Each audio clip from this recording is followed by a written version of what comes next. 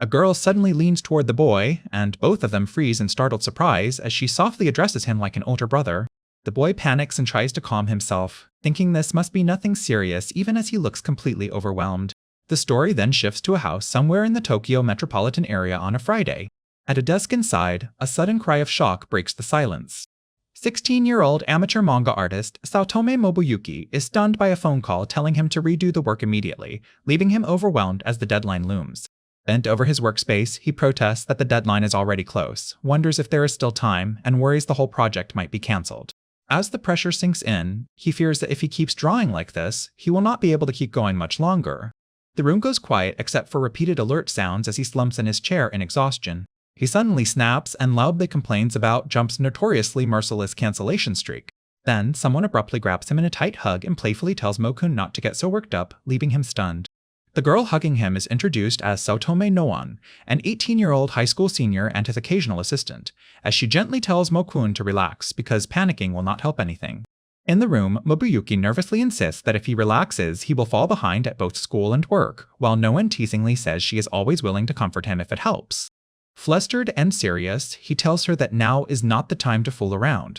Despite his protest, Noan hugs Nobuyuki more tightly and playfully tells him he should try to relax, leaving him even more flustered. Overwhelmed, he urgently asks Noan to give him some space. Trying to keep control of himself, Nobuyuki nervously repeats that he needs to stay calm. Noan then casually starts to say there is something he should know, making him pause in confusion. She mischievously reveals an overly personal detail to tease him further, leaving him completely shaken. Another assistant bursts in and scolds Noan for distracting her big brother, as she is introduced as Saotome Kanon, his occasional assistant. Kanon angrily blames Noan for making them miss deadlines, while Nobuyuki, still caught in the middle, weakly protests that things are not exactly as they seem. Noan says that this pressure only makes him work harder, while Nobuyuki nervously admits he cannot bring himself to tell her no, and Kanon protests from the side that this only encourages her. As Kanon keeps scolding her, Noan calmly replies that his storyboards and drafting simply take a lot of time, and Nobuyuki can only plead for everyone to settle down. With a teasing wink, Noan warns that if he keeps pushing himself so hard, he will not grow up healthy, making the moment even more awkward for him. Red-faced and furious, Kanon snaps that it is none of Noan's business and insists she does not want to be compared to her older sister anyway. The two sisters glare at each other in silence for a tense beat, until Kanon abruptly turns away with a huff while Noan lets out a smug little laugh. Noan suddenly points out an embarrassingly personal detail about Kanon's outfit, leaving Kanon in complete shock while Nobuyuki freezes and the room falls painfully awkward.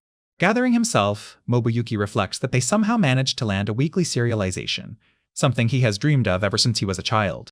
He bitterly admits that, despite having no fame and no industry connections, dragging these two sisters into his work might have been the worst decision he ever made, especially since they keep arguing instead of helping. Even so, he forces himself back to the manuscript, thinking that the editor is waiting and he has no time to waste dealing with their chaos.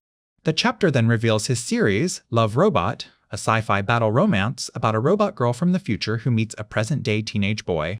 Looking over the draft, Noan casually asks which part still needs work, while Nobuyuki hesitates and says he is worried about the final section.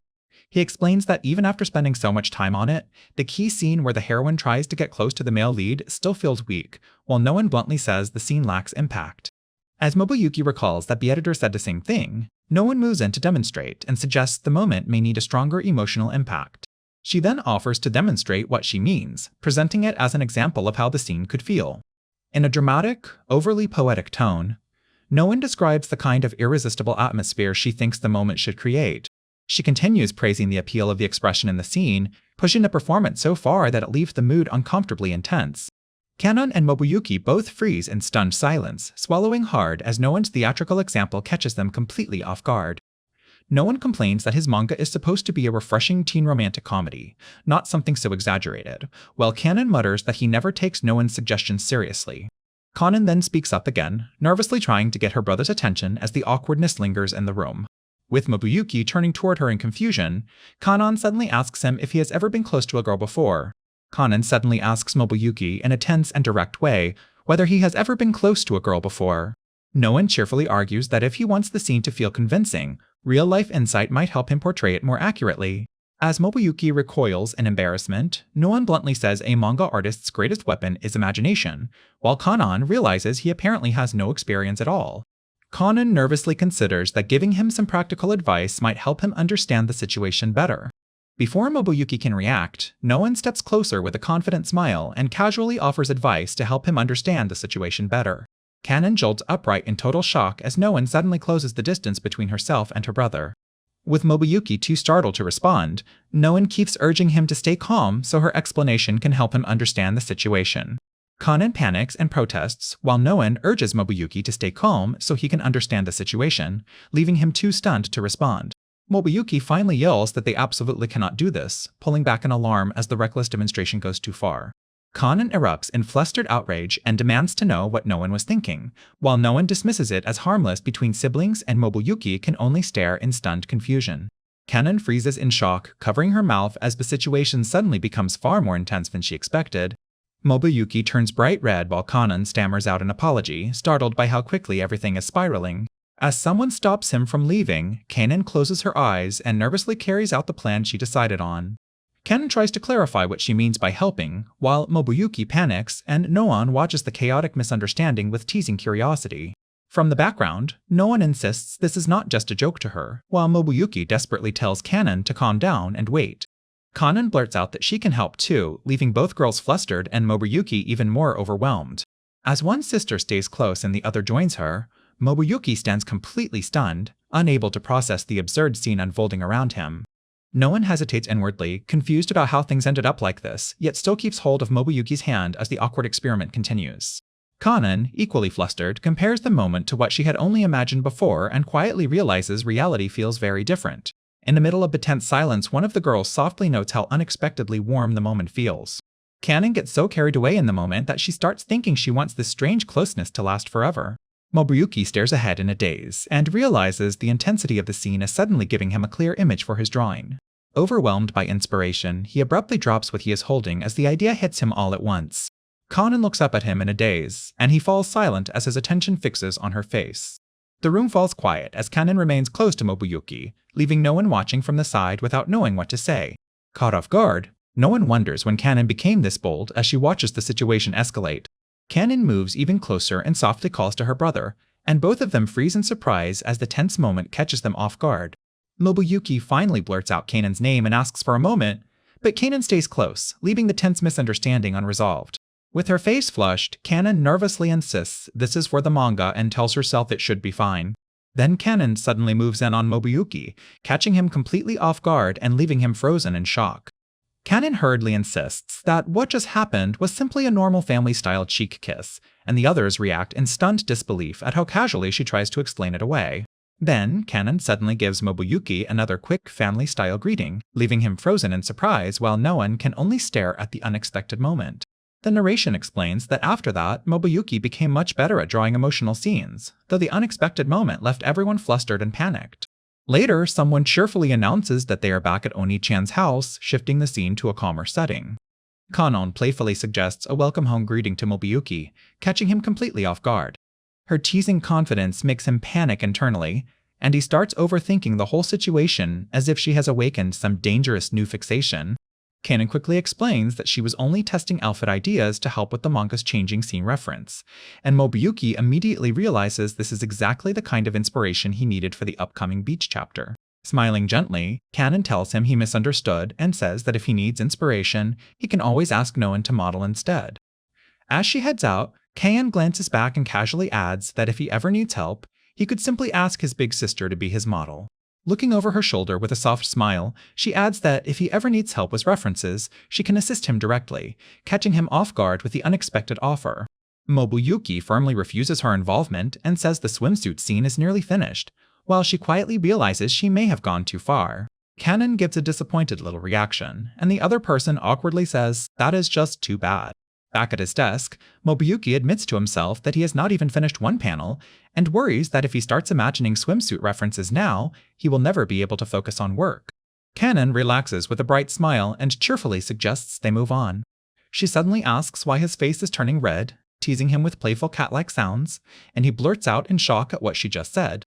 As Nobuyuki panics, Kanan quickly laughs it off as a joke and says she only wants to help him. Staying persistent, Kanan argues that the heroines in his manga have a very bold design style, so she thinks Big Sister would be the perfect visual reference for him. Nobuyuki can only stare in disbelief, and she calmly asks if that is really true. Another voice points out that after reading his storyboard and seeing how fast he draws, it is hard to believe he would already be almost done with all the swimsuit scenes, and adds that they do not want him misleading Big Sister. The door opens, and Nobuyuki nervously turns to see her standing there as he admits this really is something he should have asked her about himself. Kanan admits she overheard everything and argues that the more reference material he has, the better. Another girl notices Kanan's new swimsuit, and Kanan turns toward her with a startled look. Kanan hurriedly apologizes and says she was not able to help, while the other girl protests that she has not even spoken yet. The room erupts into bickering as one teases Kanan, another fires back, and Nobuyuki snaps at both of them to stop and let him work. Feeling overwhelmed, Nobuyuki thinks that drawing swimsuit scenes is already difficult enough without everyone making fun of him. He focuses on one especially difficult part of the costume design, and realizes those lines are the hardest to get right. No matter how many times he redraws it, the result keeps coming out shaky, stiff, awkward, and uneven. He wonders how to create the perfect line in a single stroke, and thinks he has already tried nearly every possible reference and method. Narrowing his eyes, Nobuyuki concludes that the only thing left is to use whatever is around him as a reference. But then he immediately worries that doing that could lead to trouble, especially as both girls nearby seem ready to help while he nervously glances their way. As he struggles for an answer, someone off to the side jokingly tells him to use his imagination and picture the ideal design in his head, while another voice calls out to Big Sister. A girl in a swimsuit calmly hands him a pen and asks him to review the final details right away. Nobuyuki stares in surprise and asks where the others are, clearly caught off guard by suddenly being alone with her. An uneasy silence falls as she looks down in tense concentration, and Nobuyuki freezes behind her, too nervous to say anything. Looking embarrassed, she hesitantly asks whether he saw it, trailing off before she can fully explain. Nobuyuki quickly gives her a thumbs up and praises the result, telling her it looks great and to keep it up. Flustered, he realizes the outfit she bought does not fit her properly, while she quietly feels relieved that he seems focused only on the manga. Still averting his eyes, Nobuyuki awkwardly mutters that she does not need to compete with Nissan. Another woman in a swimsuit leans in with a thoughtful look and suggests that something like this might work instead. Surrounded by swimsuit references in his everyday workspace, Nobuyuki blushes and demands to know what all of this is about, overwhelmed by the strange atmosphere around him. Nobuyuki jerks upright from his desk and forcefully tells himself to stop getting distracted and focus on the work. One of the girls lingers in his thoughts as he admits to himself that her influence has made him rethink what kind of design could feel impactful. Then he remembers the other girl's different build as well and realizes that both approaches could work for the kind of character design he needs. He glances at the clock again and again, staring ahead in tense silence as the pressure keeps building. Suddenly he panics, realizes how late it is, and blurts out that this is no time to be joking around. Grabbing his pen again, he apologizes to everyone in his head for getting sidetracked and throws himself back into the deadline with desperate focus. As he works at his computer, Nobuyuki realizes that all the visual references he has been exposed to are finally helping him draw these difficult shapes much more smoothly. He recalls how many hours he spent studying reference material and mentally reconstructing the forms until he finally understands how to recreate them with confidence. His hand suddenly starts flying across the page, and he blurts out in shock that his pen has practically taken on a life of its own. Even the girl watching nearby is surprised as the pen slips from the motion, and she notes that her older brother-like artist is suddenly making incredible progress. One of the girls steps in close with a confident smile, tells Nobuyuki she is finished, and asks him to check the draft pages, while his pen freezes mid-spin in surprise. Startled reactions fill the room, and then a wide shot shows Nobuyuki sitting speechless at his desk while the girls wait around him in tense curiosity. A girl leans toward him with a confident smile and playfully comments, leaving Nobuyuki startled and briefly at a loss. The narration explains that after this, Nobuyuki's swimsuit illustrations improved dramatically and became popular with readers, while he sits shaken at his desk, convinced even his pen feels different. Later, as he keeps working, a girl standing beside him gently wipes him off and asks if he is still stuck on the storyboard, and he quietly admits that he is. Nobuyuki argues that, if the scene is too harsh, it might just look painful, but an older man fires back that readers would never believe a harmless, toy-like weapon could be terrifying. The advice continues as Nobuyuki is told that it was not meant as praise, and that he needs to think from the villain's point of view instead of being too kind. Back in the room, one girl watches as Nobuyuki slumps over his desk in frustration, while another listens from below, and the narration notes that this is what he was told. The younger-looking girl reflects that the storyboard should probably feel more like Oni-chan's style, though she worries it might be difficult for him to make it that extreme. While Nobuyuki hunches over and mutters to himself about what kind of threat the villain should create, one girl notices that he is not listening to anyone at all. As Nobuyuki thinks hard, the girls question whether putting heroines into such cruel situations is really enjoyable to begin with. One girl boldly plays the villain role and admits that imagining that kind of scenario sparks her creativity, while the younger-looking girl loudly protests being pulled into his idea. Another girl adds that she would not mind helping with that scene idea, which only leaves everyone around her even more uneasy. Nobuyuki spirals into confusion, wondering whether doing something terrible is wrong, or whether refusing to respond to cruelty inside the story is somehow just as bad. The older girl gently comforts the upset younger one and calmly tells him that Kanan simply is not ready for those complicated topics yet, while Kanan insists she is perfectly fine staying uninvolved. The older girl gently tells him he may understand once he succeeds in turning his ideas into something readers find compelling. While Nobuyuki sits hunched over, trying to sort out what counts as good or evil in the story, Kanan bluntly tells him not to overthink it, but he snaps back that he does not care. Left alone with her thoughts, Kanan grumbles that if this keeps up, she might have another strange dream because of the nonsense her brother figure said before bed. Lying in bed, she tells herself to put it aside and just ignore it. But even after closing her eyes, she suddenly tenses up, clearly unable to calm her thoughts. Kanan suddenly jolts awake in alarm, clearly shaken as she finds herself in a strange and confusing situation. Looking down, Kanan realizes she has somehow been immobilized in the chair and panics, blurting out that she has no idea what is happening. Trying to calm herself, she wonders if this could just be a dream and immediately blames her earlier conversation with Oni-chan for putting such nonsense in her head. Even so, she argues with herself that if this really is a dream born from her subconscious, then it is revealing a side of her she absolutely does not want to admit. A woman suddenly leans in close and calmly tells her this is not a dream, making Kanan scream even louder in fright. The woman quickly reassures her that they are at home and everything is fine, but Kanan keeps shaking and begs her not to startle her like that. Still trapped and panicked, Kanan urgently asks to be let go at once, while the woman turns her attention elsewhere and calls for Mo-kun. As Nobuyuki appears, the woman casually proposes putting Kanan into a story scenario where he can shape the outcome, leaving both him and Kanan stunned. She then quietly whispers to Nobuyuki that Oni-chan's unusual intuition tells her this will work out just fine. As she pushes the idea with complete confidence, Nobuyuki is unsettled by how persuasive she sounds, while she privately concludes that Kanan may handle intense situations better than expected. Oni-chan dramatically claims she should act as the perfect model for a villain, so Nobuyuki can understand the darker side of human behavior and use it in his work. She then tells him to imagine himself in the role of the bad guy. Pressing the point, she insists this will help him mature as a manga artist and strengthen his resolve. Kanan remains unable to act and grows more anxious as the tense situation continues to escalate. Oni-chan urges him to imagine how a villain would act without restraint, intensifying Kanan's fear as the situation escalates. Kanan grows more frightened, wondering what Nobuyuki is about to do and struggling to believe her own sister would let the situation escalate this far. With her vision blocked and her senses dulled, Kanan becomes even more uneasy as every small movement around her feels intensified. Panicking, Nobuyuki apologizes to Kanan and says he will continue the act, nervously moving closer as her fear grows. Kanan is shocked when she realizes Oni-chan is no longer there and that the one in front of her is really Nobuyuki. Off to the side, Oni-chan realizes Nobuyuki's intention as he awkwardly continues the mock act, saying he will stop once he understands how to play the villain role convincingly.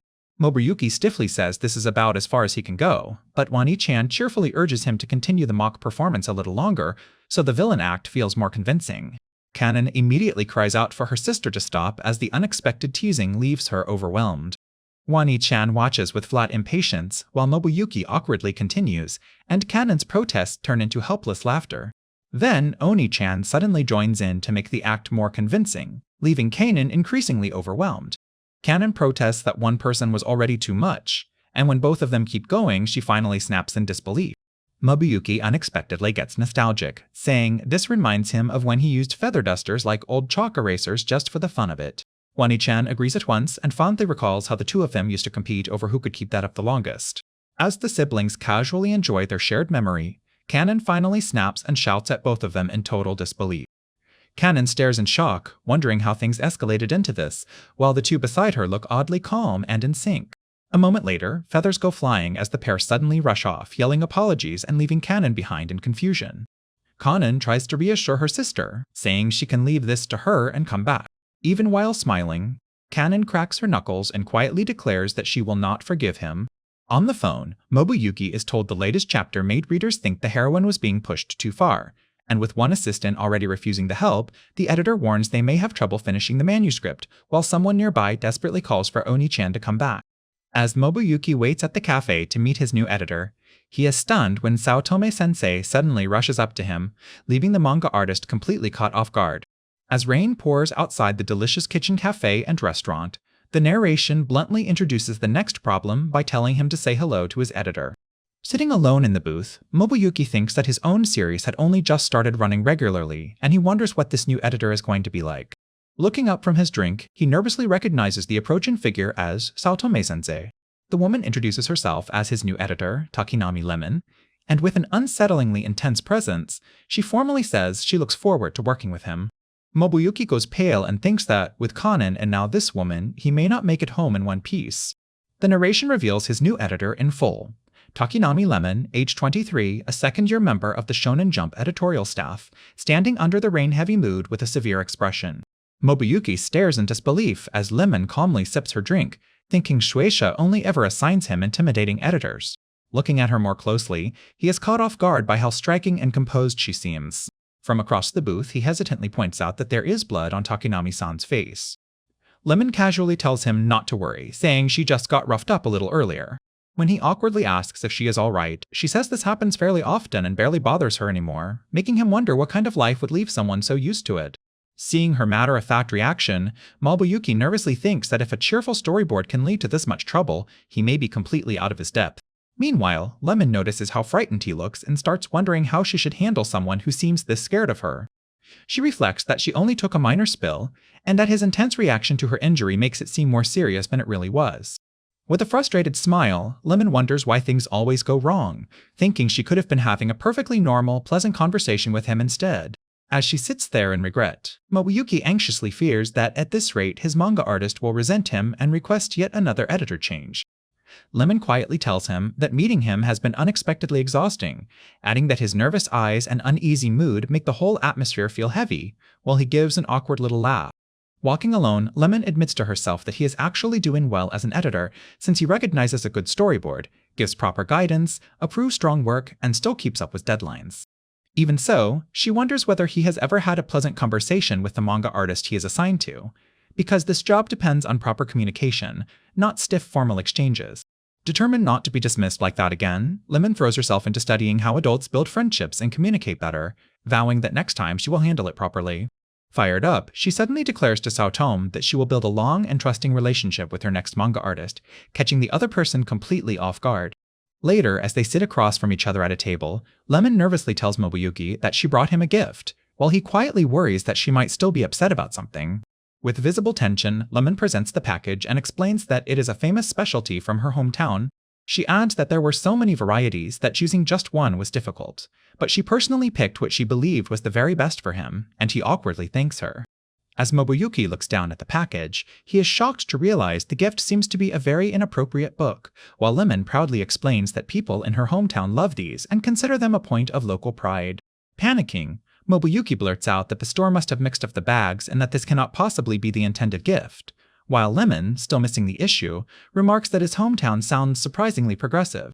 Flustered and red-faced, Lemon hurriedly tries to take the book back, insisting it is only for work and not a reflection of her personal interests. Standing in the bookstore, Lemon panics internally, scolding herself for slipping back into an old habit and buying the wrong kind of reference book in a rush before the meeting. She freezes in horror as it hits her that if he finds out what she likes, any chance of building trust might be ruined. Then she remembers the book's advice, telling herself not to be afraid and to show her true self if she wants the other person to grow closer. Gripping her bag, Lemon reflects that she has never revealed this side of herself to anyone, not her family, classmates, coworkers, or even the manga artist she works with. Under the night sky, she resolves that at last she will reveal her true self, at least emotionally. Back at the table, rain pours outside as a heavy silence hangs between Lemon and Nobuyuki. Trying to escape the awkwardness, Nobuyuki nervously suggests moving on and talking about the new heroine instead. But Lemon suddenly blurts out that she truly loves bold and provocative manga, leaving Nobuyuki stunned by how direct she was. Trembling, Lemon rushes to explain that as an editor she studies many kinds of works to better understand character creation and storytelling, while Nobuyuki awkwardly tells her to calm down and says that was not what he meant. Lemon covers her face in embarrassment, apologizes for getting carried away, and awkwardly returns to the topic of the new heroine. Still flustered, she asks whether the heroine should be an older sister type or a younger sister type, then hurriedly adds that she likes both and thinks either would work. As she imagines possible character examples, Lemon's thoughts spiral for a moment before she catches herself. Looking down at the table, she internally scolds herself for getting distracted and tries to refocus on what she actually wants to say. Gathering her courage, Lemon insists that as long as he puts his own preferences into the new heroine, the character will be a huge success no matter her appearance, hairstyle, relationships, or personality, and then asks him to tell her about the personal tastes he usually keeps hidden from others. Leaning forward across the table, she asks him to share that side of himself with her so they can build this character together. After speaking so boldly, Lemon falls silent and worries to herself that she may have overwhelmed him even though she finally said what she wanted to say. Nobuyuki suddenly responds that he understands and blurts out a blunt guess about the heroine design preferences he thinks she means. Lemon instantly realizes that he is talking about details from his own manga, and his startled reaction throws things into even greater confusion. With her face burning, Lemon points at him in agitated realization and starts to call out exactly what she has figured out from his work. As the two of them leave, a cheerful waitress politely thanks the valued customers and offers to walk them out. Outside the restaurant, the mood turns bleak as Nobuyuki is left stunned, feeling like the meeting has ended in disaster. But once he gets home, he realizes Lemon was not actually frightening at all, and while his younger sister calls him to dinner, he thinks the next meeting may still be tough. Elsewhere, Lemon lies on her bed in despair, scolding herself for saying something so strange and worrying that she has already ruined everything before the work even begins. Meanwhile, Nobuyuki wanders around while thinking through story ideas, then suddenly remembers with alarm that he left his phone behind and worries it will be bad if Takinami contacts him now. He also reflects that introducing Lemon as the editor for his mature manga would be difficult, especially since he still has not properly introduced his new editor to Canon or Wani-san. Back at home, his forgotten phone keeps vibrating on the desk as someone calls again and again. The caller ID reveals Takinami Lemon, and his little sister grabs the ringing phone in shock, blurting out that a lady is trying to call her brother. Standing alone in his room, she stares at the phone and nervously wonders why a woman named Takinami Lemon is calling him after he just left his phone behind. As the device keeps buzzing in her hand, she anxiously guesses that the caller might be his editor, another manga artist, or some friend she has never heard about. Still holding the phone, his little sister gets carried away and decides she needs to learn more about all the girls getting close to her brother. The call connects, and Lemon quickly introduces herself as Takinami, sounding relieved that someone finally answered. The girl panics, blurts out an apology to her brother, and realizes too late that she pressed the answer button by accident, leaving her even more startled that the caller is a woman. On the other end, Lemon nervously asks whether Saotome has time to talk, and starts by apologizing for what happened the day before. Hearing Lemon address him as Saotome instead of using a more familiar name, the little sister quietly notes that the two of them may not be especially close after all. She relaxes in relief for a moment, thinking their relationship might be more distant than she first feared. Lemon awkwardly admits she acted without thinking during the earlier confusion and says she is sorry for making things so uncomfortable. She then sincerely thanks Saotome for accepting her as she is and says no one has ever supported her that way before. With a gentle smile, Lemon says she hopes they can work well together and that she looks forward to building a good professional relationship as his editor. The little sister is instantly thrown into panic again, wildly misreading Lemon's warm words as proof that she must be his girlfriend. Convinced by Lemon's polite words, the little sister spirals into panic and blurts out to herself that her brother must already have a girlfriend, and that their relationship sounds strangely serious. On the phone, Lemon hesitantly asks whether Saotome is there, sounding unsure after the sudden silence. Startled and flustered, the little sister stammers that her brother is away at the moment and asks if there is any message Lemon needs to pass along. Even while speaking, she hardens her resolve and decides she has to find out whether this woman is really good enough for her brother. The moment Lemon realizes she is speaking to his younger sister, she freezes in embarrassment and worries that her earlier words may have given the wrong impression. Trying to recover, Lemon quickly introduces herself as Takinami Lemon, a new editor at Nobuyuki's company, while the little sister boldly insists that she and her brother tell each other everything and get along perfectly. That claim shocks Lemon, and she nervously starts to explain that what they usually discuss is his work on romance manga. With sudden intensity, the little sister cuts in and demands to know exactly what Lemon likes about her brother. Cornered by the question, Lemon awkwardly says she loves every single thing about the romance manga he creates, struggling to explain herself clearly. The little sister twists on the floor in total confusion, overwhelmed by her own assumptions, while Lemon timidly calls out over the phone to check if she is still there. Flustered and thinking the silence means the call is ending, Lemon awkwardly says she will call again another time. The little sister panics and blurts out that if there is anything for her brother, she can pass the message along. Lemon pauses, figures the sister might be helping as an assistant, and says it would be faster to leave the matter with her. The little sister agrees, and Lemon asks her to pass along the request she mentioned earlier. Lemon points out a problem with the heroine's outfit in the manuscript, and asks for the design details to be corrected, leaving the little sister stunned as she hurries off to check its progress. Hearing that, the little sister is completely stunned and wildly imagines her brother being told to revise the outfit details, leaving her in total shock. As the sister nervously asks if Lemon means replacing that outfit detail, Lemon flatly replies that she means redrawing it in the manuscript. Lemon then asks if the sister can also check how the manuscript is progressing, while the girl reels in disbelief over what kind of woman Lemon must be, and hurriedly says she will go look right away. Looking over the page, the little sister awkwardly judges that the current version barely passes, though she is still hung up on the undergarment correction. After hearing the report, Lemon calmly adds that the scene could still be made a little more engaging for the readers. Lemon calmly asks her to settle down, saying she understands that real effort is needed to make proper revisions, while the sister grows completely overwhelmed by how seriously Lemon is taking this. Trying to keep up, the sister says she thinks the manuscript probably needs the third reference set, so the work can be adjusted to a higher standard.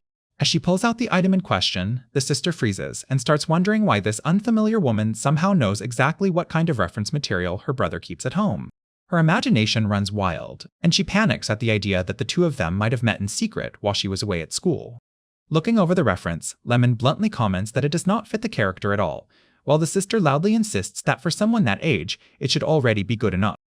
Lemon cuts in and says she disagrees, adding that the most appropriate option here should be something much simpler. She firmly declares that the design should be plain white, leaving the sister stunned by how specific and uncompromising Lemon's request is. Holding the phone in disbelief, the sister starts wondering what kind of person Lemon is and why she sounds so invested in such a precise detail. Lemon calmly explains that white may seem plain, but she believes it creates a stronger overall impression for the scene and better suits the effect they want. Hearing Lemon describe the result so vividly, the sister completely loses track of the conversation and can only stare in shock at how far Lemon's critique has gone. Overwhelmed by the editor's oddly specific critique, the sister collapses onto the floor beside the phone and tearfully thinks her brother should have chosen someone more normal. Clutching the reference material, she notices a small mark on it and becomes even more shaken. Her breathing turns ragged as the voice on the call asks if she is feeling unwell and tells her she sounds like she is having trouble. In a panicked daze, the sister stares wide-eyed at the item in her hands and desperately waits for the person on the line to say something. She suddenly presses the cloth to her face as her thoughts spiral completely out of control. The caller, now seriously concerned, says she sounds like she is losing it and asks whether a doctor is needed. At that moment, the brother opens the door and finds his sister in total chaos while she weakly blurts out that someone should call an ambulance. The narration reveals that after this shocking misunderstanding interrupted the manga revision session, the truth was much simpler. The item had just been properly washed before being brought home. The woman then introduces herself to everyone as Lemon Takinami, Saltome's editor, explaining that she came to the Saltome residence for that week's meeting and to get to know the manga artist better. As the brother looks up at her, he awkwardly starts to explain that his place is just a cheap apartment anyway. Saltome hurriedly tells Lemon that both his younger and older sisters are home, asking if that is really all right with her. Lemon walks in carrying her bag, and Saltome watches nervously as he asks what she thinks. Lemon immediately shuts down the misunderstanding, firmly saying real life and manga are different, that he should not assume she is interested in his sisters, and that she only came for a proper meeting. Before the tension can settle, his older sister suddenly steps in to praise his work and declares that she will fully support him, leaving him flustered as he asks her to stop. Lemon freezes in shock and, looking completely overwhelmed, awkwardly says they can continue the discussion until someone calls out to her in disbelief. Trying to recover, Lemon awkwardly says this setup might actually work well, while the sister casually suggests she should sit in on their meeting because it sounds fun. Saltome stares off to the side and silently regrets ever deciding to hold editorial meetings at his apartment, while his sister happily insists it sounds like a great idea and Lemon nervously agrees. Putting on a stiff, formal face, Lemon introduces herself as Lemon Takinami, Saltome's editor, and says it is a pleasure to meet them. As Lemon stands in the background, the older sister pulls Saltome close again, and he jolts in surprise at the sudden contact. Holding him protectively, the sister gently asks if he is all right, wonders whether the intimidating editor treated him harshly, and reassures him that he can rely on her whenever things get difficult. Saltome desperately tells his older sister to stop acting like that in front of other people while she keeps clinging to him without concern. Lemon stares in stunned disbelief and internally sums up the scene as an unexpectedly comforting display. Overwhelmed by the strange warmth of the moment, Lemon praises the sister like she has discovered something precious, while someone off-panel tries to call her back to reality. Regaining herself, Lemon comes back to her senses and awkwardly wonders whether she was the one at fault for interfering in their family joking around. Saotome turns and notices his younger sister Kanon has arrived home, while Lemon is still trying to process what just happened. Kanon cheerfully introduces herself to Lemon as Saotome's little sister who helps with his work, and Lemon apologizes for her rude behavior over the phone the day before. Kanon politely says it is nice to meet Lemon and adds that she also shares some responsibility for the earlier misunderstanding. As Kanon stands formally with her bag in hand, she continues her introduction and tries to make a better first impression on Lemon. Kanon suddenly announces that she wants to take part in the meeting too, leaving Saotome baffled and Lemon silently staring at the new complication. The older sister calmly says she will make sure Saotome stays focused, while Kanon adds that he seems easy to distract, turning the meeting into a full family affair. Lemon freezes in total shock when she hears Kanon casually call Saotome big brother. As his older sister keeps hugging him and chatting happily, Lemon spirals into disbelief, amazed that the kind of sibling closeness she thought only existed in fiction is happening right in front of her, while Saotome desperately tells them to get a hold of themselves. With everyone now gathered around the table, the meeting finally begins, and Lemon apologizes for her earlier lapse, admitting she has been acting unusually today. Kanon immediately points at the manuscript and asks Saotome about what the heroine says in that part. Saotome then notices that Kanon also called him Big Brother, asks if she has ever addressed him that way before, and Kanon, flustered, says it just slipped out because she had only been talking with Lemon. Lemon, now completely serious, asks Kanon to please say that again and even include her name the same way. Kanon quickly apologizes and explains that, as an only child, she just got carried away by the idea of having a younger sister and accidentally interfering with Saotome's work, while Lemon quietly takes that in. Lemon softly repeats the phrase to herself, visibly stunned by how much it affects her. Seeing Lemon overwhelmed, Saotome panics and tells Kanon she is about to push her over the edge, while Kanon is left wondering how her words had that much impact. The older sister kneels beside Lemon in concern and asks if she is all right, pointing out that Lemon has gone bright red. Lemon suddenly grows faint as she finds herself leaning against Kanon and hurriedly apologizes, saying she feels strangely dizzy. Kanon checks on her at once and wonders if Lemon might have a fever, lightly testing her condition while Lemon stays flustered. Completely overloaded, Lemon abruptly blurts out that she needs to use the bathroom. She rushes inside and shuts the door behind her, breathing hard as she tries to recover in private. Alone at last, Lemon spirals into jealous disbelief, thinking Saotome is unbelievably lucky to have both such a kind older sister and such an adorable younger sister dynamic around him. Even so, she knows she cannot simply avoid the meeting forever, because if she does not face this now, she may lose her chance to come back again. After wrestling with herself, Lemon decides there is only one way to steady her nerves. Sitting with her phone, she pulls up the digital version of a romance manga for moral support. Lemon starts tapping through it with total focus, trying to use it to calm herself down and regain control. She keeps reading through the manga until she finally calms down, then lets out a small sigh and regains her composure. In the restroom, Lemon keeps frantically swiping and zooming in on her phone, trying to steady herself as she grows more and more worked up. Outside, the closed restroom door stands silent while she takes a moment inside to compose herself. When she finally returns, Lemon smiles awkwardly, apologizes for the wait, and suggests they resume the meeting. The others notice right away that she somehow looks much calmer, as if she has managed to sort out the turmoil she was hiding. Even though all three are curious about what she was doing in the restroom, they decide not to ask and simply continue, while the narration teases the question. Later that night, the scene shifts as time passes and the clock ticks on outside the house. In bed, a half-asleep girl talks through the steps of handling manuscript data, mumbling about compressing it and uploading it to storage. Nearby, Saotome types at his computer and says he will send the files to Takinami once the work is finished. Exhausted from his second all-nighter in a row, Saotome finally declares the week's brutal workload over as he nearly slumps from fatigue. A woman then hugs him in praise, warmly telling him he did a great job and that his hard work paid off. The boy looks back in surprise and asks if his older sister is somehow still awake, while she sits nearby and casually asks what he plans to do now. With a gentle smile, she teasingly suggests he could spend a little more time with her instead of calling it a night. Completely drained, he apologizes and says he is far too exhausted, so he is just going to take a bath and head straight to bed. While washing up, he sighs that this week's storyboard work was twice as rough as usual and complains that the job was a total nightmare. He mutters that Takinami's expectations are seriously demanding, and his sister says that if it is too much for him, she could always deal with Takinami herself. She reassures him that no matter how impressive his manga becomes, it will not matter if he runs himself into the ground trying to make it happen. Startled by her sudden appearance, he blurts out that she cannot just walk in like that, and she quickly hushes him, warning that making noise this late will only cause trouble. Holding him close, she reflects that as the oldest sister in their family, being depended on by her younger siblings is the greatest comfort she could ask for. Since she is already there, she decides to help him relax before bed, and the narration says he wakes up feeling more refreshed than ever. By morning, she is happily reading a magazine and remarks that this week's issue is as bold as ever. His sister excitedly points out that Maizora Angel Sensei's series, Cthulhu Rufu Rufu, is gaining momentum, though she jokes that some readers may still complain about how outrageous one scene was. Another sister suddenly clamps a hand over her mouth and urgently tries to stop her from saying any more. Looking flustered, she firmly declares that the title, Rufu Rufu, is never to be spoken so casually in their home. The manga is then introduced as an Edo-era story about a man-made samurai girl fighting strange terrors from the earth and sky, mixing bizarre comedy with action and fantasy. She explains that the sales rankings for her older sister's manga swing so wildly that even dedicated readers can barely predict them, though the current numbers still suggest it could become another hit. Even so, she worries that the series makes her older sister's work look like it lacks broad commercial appeal.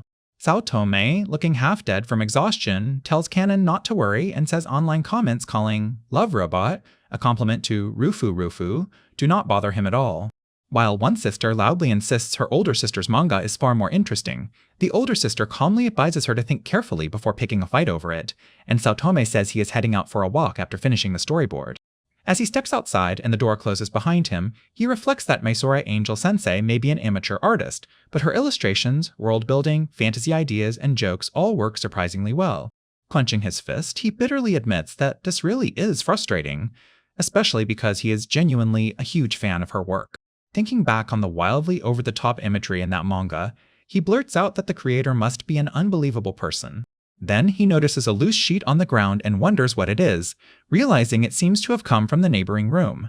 As soon as he picks it up, he freezes in shock when he recognizes it as a storyboard page. In that moment, he stares at the page and starts to suspect something important about the story behind it. Letting his curiosity as a fellow manga artist get the better of him, he opens the door without even ringing and steps inside to see what is going on. The sight shocks him, and he panics when he unexpectedly finds a very young-looking girl working on manga in the room. Completely calm, by contrast, the girl picks up the phone and matter-of-factly starts reporting that an intruder has entered her room. He immediately begs her to wait and hurriedly explains that some storyboard drafts had fallen outside, so he came in only to return them, apologizing for barging in. Looking over the pages more carefully, he realizes both the storyboard and the manuscript seem strangely familiar. Stunned, he shouts in disbelief and asks if she could possibly be Maizora Angel Sensei. As the room suddenly falls quiet, he looks around in shock and realizes the girl has slipped away before he can process what just happened. From behind him, she calmly remarks that the storyboard pages must have been blown outside by the wind, startling him as she reappears. She thanks him for picking the pages up, and the narration confirms that this quiet young artist is Maizora Angel, the manga creator herself. Flustered, he rambles that he is also a manga artist and started around the same time as her, then awkwardly blurts out why she had been so unguarded before and immediately realizes he should not have said that.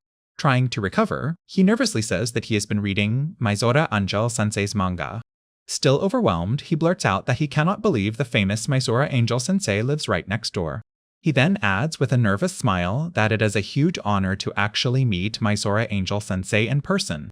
Looking embarrassed, she quietly asks him to stop repeating her pen name over and over because it makes her uncomfortable. After hearing his real name, Saotome Nobuyuki, she gives him a blank look and admits she has never heard of him. Crushed by that blunt response, he forces a shaky laugh and sarcastically says it makes perfect sense that someone as accomplished as her would not know a lesser manga artist like him. Still flustered, Nobuyuki nervously says that for someone so young-looking, her ability to draw manga like that makes her seem like a genius, then hurriedly tells himself to stop getting carried away. With a flat, slightly annoyed expression, she immediately corrects him and says she is not a child but already an adult. The two face each other in awkward silence across the room, surrounded by stacks of books and papers. Without thinking, Nobuyuki blurts out an insensitive label based on her appearance.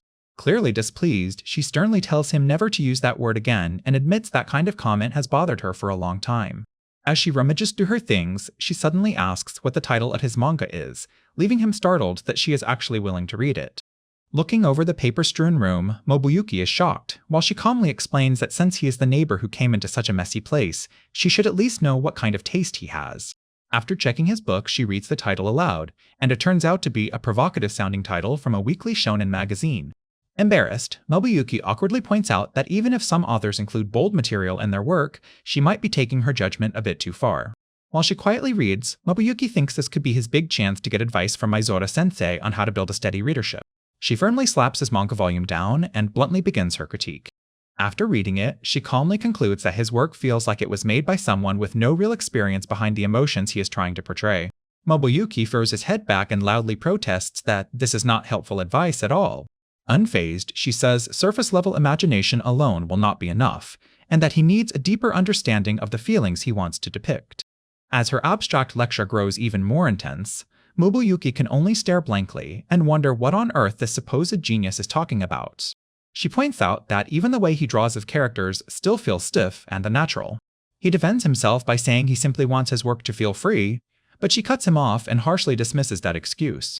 With a serious look, she says he can call it whatever he wants, but to her, he is still inexperienced and his feelings are not coming through on the page.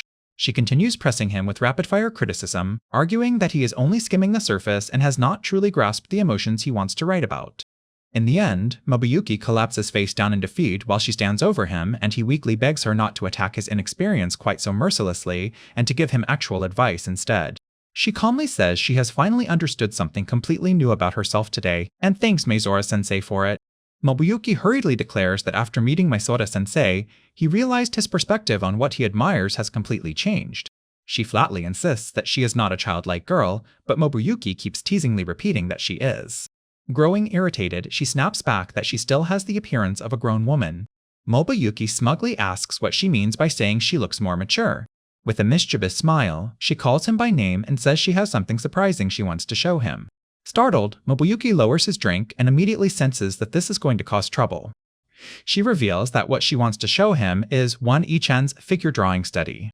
Nobuyuki nearly chokes in shock, while she explains that after hearing the famous manga artist Maizora Angel lived next door, she asked Angel-chan to draw it for her. Beaming proudly with the sketchbook and a pen in hand, she adds that her older sister immediately went over to greet the neighbor and is now trying to get an autograph too. She recalls that her older sister quickly became friends with the famous artist, even praising her strong sense of line work. While the younger girl loudly protests that she never asked for anything like this, Nobuyuki is impressed that Kanon managed to become friendly enough with the reclusive Maizora-sensei to request a drawing. Kanon leans in close and suspects Nobuyuki has been completely captivated by Maizora-sensei's single sketch, but he hurriedly insists he is only interested in her artistic style. Looking flustered, Kanon denies being swayed at all even as someone points out that her face has turned bright red. The comment hits her so hard that she freezes in shock and can barely respond. As Nobuyuki studies the sketch, Kanon starts imagining that if the legendary Maizora-sensei drew her, her brother might finally admit she looks genuinely cute. So she asks her older sister for a sketch as well, and from across the room, Maizora-sensei calmly agrees. Then, with blunt professionalism, Maizora-sensei simply tells her to get ready for the sketch, and she accepts without hesitation. Hearing that direct request, Nobuyuki is left stunned by how suddenly the situation escalates. As the older sister matter-of-factly notes that Maizora-sensei really is a blunt person, the young girl stands awkwardly in the messy room while Nobuyuki nervously admits that the sketch of her sister is surprisingly well done. Maizora-sensei calmly explains that what she values most is unfiltered honesty, saying all of a subject's emotions should pour directly into the drawing. She adds that natural simplicity carries its own beauty, leaving the girl too stunned to do more than freeze in place. While changing behind cover, the girl awkwardly admits the sudden request caught her off guard, though she tells herself it is fine since it is only for Maizora-sensei's work. As she steadies herself, she compares the moment to a serious journey to understand what true beauty really means. She continues getting ready while trying to stay calm, reassuring herself that because this is for Maizora-sensei's work, she can treat it like an ordinary school activity. Maizora-sensei gives an intense sign of approval, while someone nearby nervously asks her not to get strange ideas after noticing how unusually flustered she looks. Outside, the quiet house sits still, while inside, the cluttered room Maizora-sensei keeps rapidly sketching at her desk. The girl reflects that this will be her very first proper portrait, since apart from rough doodles and one formal family portrait, she has never really had herself drawn before. She becomes convinced that Maizora-sensei will surely be able to capture her true charm on the page. But a second later, she panics and realizes that comparing herself to her older sister's appearance may set the bar impossibly high. Trying to negotiate, the girl awkwardly asks if the drawing could make her look a little more mature, but Maizora-sensei immediately refuses. She then timidly suggests making her waist look slimmer, like in a photoshoot, and Maizora-sensei rejects that idea just as quickly. The girl panics, thinking that at this rate her portrait will never compare to her older sister's. Maizora-sensei calmly explains that true observation means looking closely and studying a person as they really are. As her hand moves with the pencil, she says that a person's form, expression, behavior, and inner nature all reveal themselves in the process. Before the girl can even process the lecture, Maizora-sensei suddenly announces that the sketch is finished, leaving her baffled by the strange artistic talk. Then, with a small apologetic pause, Maizora-sensei says she cannot give the drawing to her after all. She explains that what she discovered inspired her too much, so instead of handing over the sketch, she will use it as the basis for a new character design called Rufu Rufu. The story then shifts to the next day. Still distressed that she somehow became the model for a character and may now be known for it, the girl mutters in despair until Kano asks whether something has been troubling her lately, and she admits that no matter how many times she argued, Maizora-sensei never changed her mind. Reading the new chapter, the boy notices a brand new character named Rufu Rufu, and the girl beside him reacts in stunned disbelief. The chapter introduces a tanned and very cute girl, shown from behind with a playful hairstyle. Leaning over his shoulder, Kano excitedly points out the character's almond-shaped eyes, hairstyle, and striking figure. Smiling as he reads, the boy says the design is appealing, and if the character's personality is just as good, it makes him want to support her wholeheartedly. Hearing that praise, Kano is deeply moved and tearfully calls him Big Brother. Flustered but eager, Kano bounces with excitement and insists that she wants to see more. But as the chapter continues, Kano freezes in shock when the heroine's odd expressions and behavior start to sound uncomfortably familiar. In a loud panic, Kano blurts out that the character looks a little too much like her, while the others stare at her in surprise. As a narration box explains that Rufu Rufu's popularity keeps climbing while Kano's sanity steadily crumbles, someone loudly tells Kano to get a hold of herself because unusual tastes are one thing, but this is going too far.